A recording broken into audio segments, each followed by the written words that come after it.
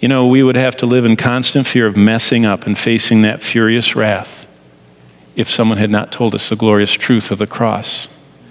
See, the truth of the cross is we can't stand before the wrath of God, but Jesus stood before it and took it in our place. See, that's what the cross is. Jesus became the target of the wrath of God that was poured out on him.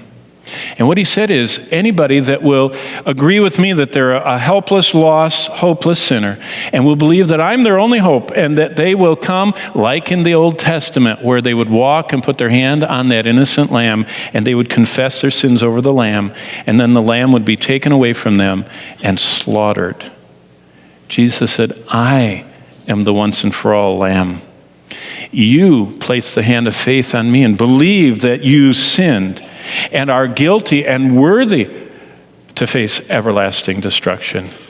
And I will satisfy God's wrath and take forever what you deserve.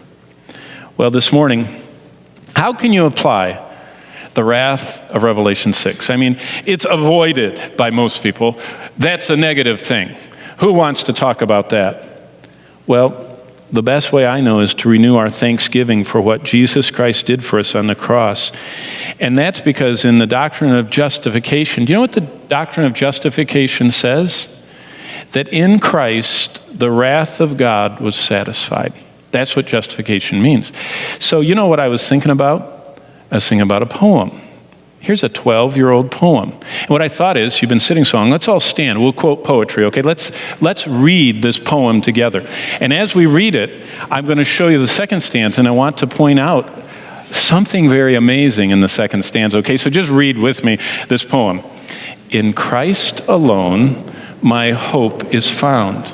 He is my light, my strength, my song. This cornerstone, this solid ground, firm through the fiercest drought and storm. What heights of love, what depths of peace. When fears are stilled, when strivings cease. My comforter, my all in all, here in the love of Christ I stand. Now look at the bolded line in the second stanza. Till on that cross, as Jesus died, the wrath of God was satisfied. For every sin on him was laid. And then look at the faith. Here, in the death of Christ, I live. When it's my sin, on him, I live. So you know what I thought would be great?